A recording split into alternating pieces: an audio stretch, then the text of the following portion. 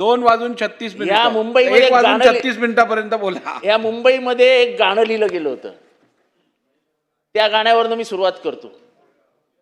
देखो वो दीवानो, गाण्याचे शब्द बोला, गाणं गायला इकडे देखो परमिशन वो नाहीये. दीवानो ये काम न करो, राम का नाम बदनाम मत करो और खुद में का रावण जागा मत करो. अरे रामावरती बोलायला उभे राहिलेला ना तुम्ही सांगणार बोलूच ना काय. म्हणजे जसं यांनी बिलात आणलंय की रामटेकच्या रामाचा भक्त असेल तोच रामा भक्त. अहो काय झालं या देशामध्ये. या देशामध्ये 1400 कोटी रुपयाची चोरी झाली रामाच्या नावाने. अहो स्वतःचं धोतर सोडलं राम मंदिरात आणि ते त्या कॅमेऱ्यावर घातलं आणि चोरी करून घेऊन गेले सीसीटीव्ही कॅमेऱ्यावर. म्हणजे ते हे ह्याच्यात आणा जयस्वाल साहेब की धोतर कोण मंदिरात सोडणार नाही याच्या पुढे. धोतरावर बंदी घाला. म्हणजे तुमचा जो ट्रस्टी असेल तो पॅन्ट घालूनच मंदिरात जाईल. आणा या बिलामध्ये.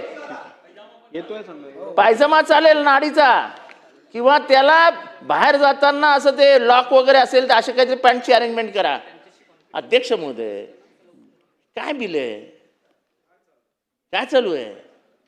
आणि गेले 15 दिवस भारतात काय चालू आहे. आत्ता मी बोलत होतो आमच्या ज्येष्ठ सदस्य म्हणाले की मी दार पाठवलंय. कुठे मुनगंटीवार साहेब तुम्ही दार कुठे पाठवलं. सागवान दिलेलं. पण ह्या आता तिथे त्यांनी सागवान दिलं पण ह्या मंदिराला ते काही जाऊ शकत नाही कारण का ते ह्या रामाचे भक्त आहेत की नाही ते त्यांना ॲफिडेव्हिट द्यावं लागेल. ॲफिडेव्हिट तुम्ही वकिलात साहेब आपल्या इथे अनेक देवस्थान आहेत. असं कधी ॲफिडेव्हिट असतं का मी ह्या रामाचा भक्त आहे. म्हणजे क्लासिफिकेशन झालंय का. आमच्या 33 कोटी देवांचं जर ॲफिडेव्हिट करायला लागलो आम्ही तर ॲफिडेव्हिट करता करता तो टायपिस्ट तरी जायचा नाही तर मी तरी जायचो. तेव्हा अध्यक्ष महोदय हे एकंदरीतच या बिलाचे जे काय रचना आहे. एक तर तुम्ही एवढ्या उशिरा बिल आणतो ना आम्हाला ते वाचायला मिळतं ना त्याचा अभ्यास करायला मिळतो. हे कायदे मंडळ आहे ना. कायदे मंडळात कायद्याचा अभ्यास केल्याशिवाय कायद्यावर बोलता येईल का. तुम्ही जेव्हा कोर्टामध्ये उभे राहायचे साहेब तुमच्या इंटेलिजंट लॉयरला मी विचारतोय तुमच्यातल्या इंटेलिजंट लॉयरला की तुमच्या एखाद्या अशिलाने तुमच्याकडे पेपर आणून दिल्याशिवाय आणून दिले 10 वाजता आणि सांगितलं 11 वाजता केसला उभे राहा. As a intelligent lawyer who obeys ethics तुम्ही केसला उभे राहाल. पण आम्ही कसं बोलायचं याच्यावरती. काहीतरी मर्यादा ठेवा. जॉईंट सिलेक्ट कमिटीकडे पाठवा ना साहेब. तारीख मागा याच्यावरती पुढच्या अधिवेशनात घ्या. ठीक. पण एवढ्या घाईघाईत तुम्ही बिल आणताय आणि हे सगळं झालं नसतं. राम मंदिराची चोरी जर उघड झाली नसती आणि तुम्ही लोकांनी तुम्ही म्हणजे तुम्ही नाही चंपतराय आणि कंपनीने रामालाच लुटला हे जर चित्र या देशासमोर गेलं नसतं तर आम्ही कदाचित बोलायला उठलो पण नसतो. आम्ही सगळे रामभक्त आहोत. झालंय काय या चोरीमुळे क्लासिफिकेशन झालं रामभक्तांचं. रामभक्तांचं क्लासिफिकेशन झालं. एक प्रामाणिक रामभक्त आणि एक चोर रामभक्त. एक चंदाचोर. याचा चंदाचोर रामभक्त ह्यांच्यामुळे रामावरती संशय आला. आता कुठल्या आणि तुम्ही इथे हे क्लासिफिकेशन केलं आणि ह्या रामटेकचा अर्थ काय. या रामटेकचा इतिहास काय. त्यांना अध्यक्ष महोदय हा रामटेक तो परिसर आहे जिथे सीता लक्ष्मण आणि राम तिघही गेले होते. एक मिनिट मर्यादा पुरुषोत्तम राम इथे गेल्याचा म्हणजे एक ऐतिहासिक नोंद आहे. त्याच्यानंतर वाकाटक्का संस्कृती आली आणि वाकाटक्का संस्कृतीने पहिल्यांदा देऊळ बांधलंय. हे देऊळ हे वाकाटक्का संस्कृतीचं देऊळ आहे.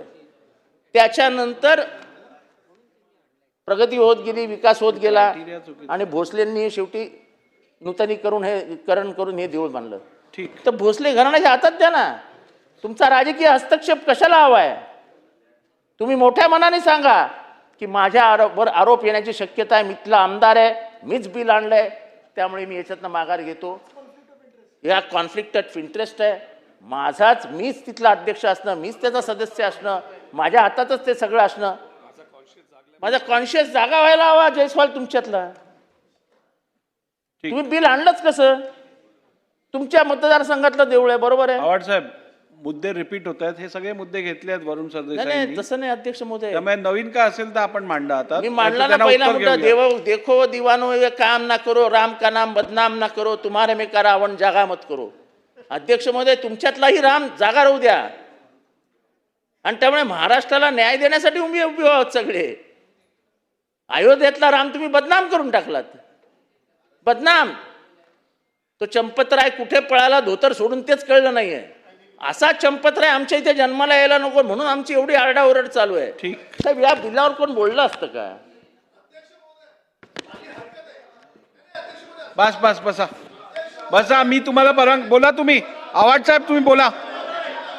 झालं अहो, त्यांचं ऑब्जेक्शन आहे त्याला घेऊन. अहो तुम्ही बोला. अध्यक्ष महोदय, आमचं बोला तुम्ही. अहो, असं काय करता? बोला तुम्ही. अध्यक्ष, तुम्ही बसवा त्यांना. नाही ते राहू दे. तुम्ही मी अध्यक्ष तुमच्यावर महोदय, बोल- तुम्ही मलाच ऍड्रेस आमचं करा. स्पष्ट मत आहे की ह्या बिलाबद्दल खरं तर आम्हाला बिल आधी मिळायला पाहिजे होतं. या बिलाबद्दल आम्हाला आधी ज्ञान द्यायला पाहिजे होते, आधी माहिती द्यायला पाहिजे होतं. 25 पानांचं बिल आहे. 25 पानांचं. 25 पानांचं बिल कधी वाचणार, कधी त्याच्यावर बोलणार? आम्हाला अभ्यास करून तर बोलायला हवं. ठीक आहे. आणि त्याच्यामुळे थोडक्या अभ्यासात पण तुम्ही उत्तम मांडणी केली आहेत. थोडक्या अभ्यासातही तुम्ही उत्तम मांडणी केलेली आहेत. मी उत्तर ऐकण्यासाठी आतुरतेने वाट पाहतोय. उत्तर ऐकूया. बसा. चला लवकर. माननीय अध्यक्ष महोदय, चला मंत्री महोदय घ्या. मी आपला आभारी आहे. मी बोलतो ना. चला मंत्री महोदय उत्तर घ्या. सन महोदय, सन 2000च्या